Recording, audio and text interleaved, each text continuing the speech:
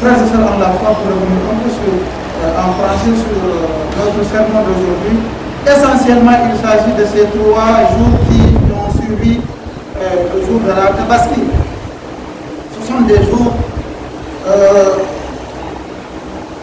de manger, de boire, mais également d'invocation. Ce sont des jours d'invocation d'Allah subhanahu wa ta'ala.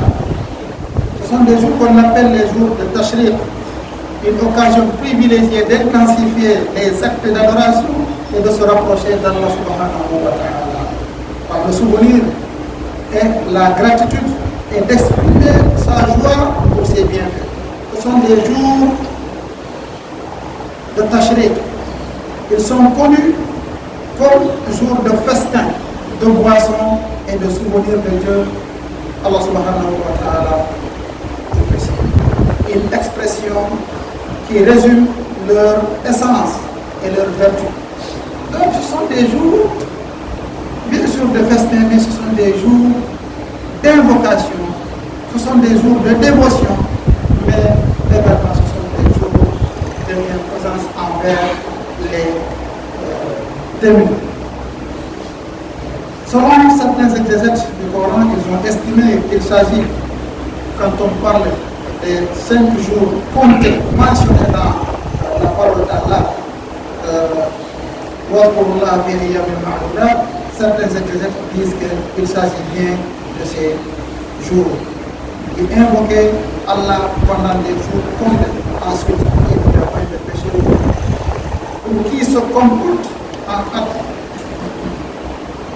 et pas au bout de 2 jours, il n'y a pas également de péché pour celui qui retarde son départ jusqu'à la fin du verset. Donc, invoquer Allah pendant des jours.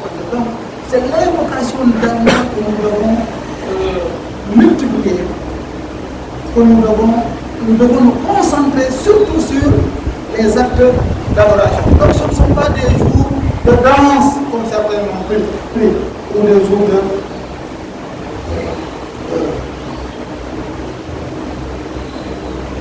de désobéissance. Au contraire, ce sont des jours d'obéissance à Allah subhanahu wa ta'ala. Frères et sœurs, dans la foi, il y a des choses à respecter dans ces jours. D'abord, ce sont des jours dans lesquels nous ne devons pas gêner. Ce sont des jours de fête. Ce sont des jours également où nous devons multiplier les invocations d'Allah subhanahu wa ta'ala. Mais également ce sont des jours dans lesquels on doit continuer, n'est-ce pas, le sacrifice des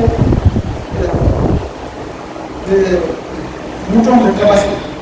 Car celui qui n'a pas un mouton le jour de la Tabaski peut sacrifier le lendemain, le surlendemain et le jour suivant. Le 11, le 12 et le 13. Pour cette année, il faut dire que celui qui n'avait pas le mouton le mercredi, il peut sacrifier le jeudi, le vendredi et le samedi.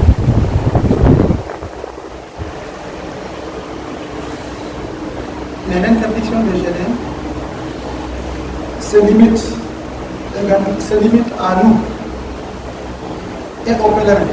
Mais parmi les pèlerins, ceux qui font ce qu'on appelle le tamattu ou le qiran, donc eux,